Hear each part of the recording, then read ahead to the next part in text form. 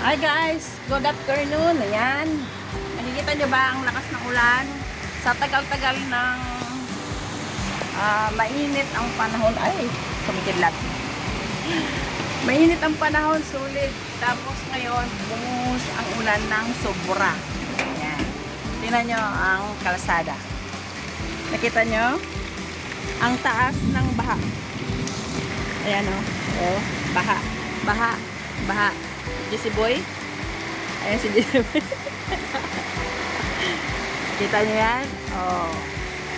Ngayon lang umulan ng malakas at baha pa. Ayan. Baha. Baha.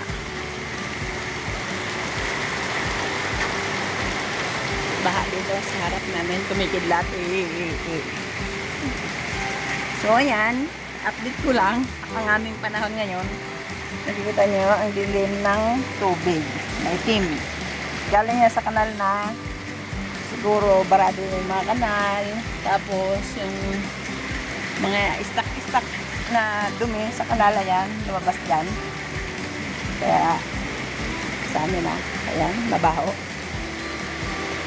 Dito sa harap ng aking tindahan, ngayon lang umulan ng ganito kalakas. Ang init-init ng ilang linggo. Ilang linggo? Linggo na ba? O buwan na? Sobra.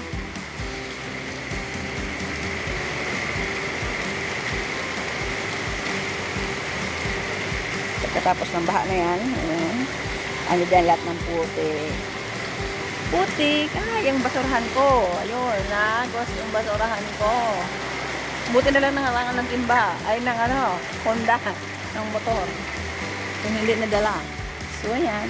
Sarado na natin. Ayan, may alon-alon. Kumikidlat. So, ayan. Update lang natin ang ating panahon. Update for today. It's raining day. Yan. Okay. Basa sa ating harapan. Basa sa harap ng tindahan. So, check natin. Baka mamaya mayroong mga tulo-tulo yung ating tindahan dito. Mukha namang wala.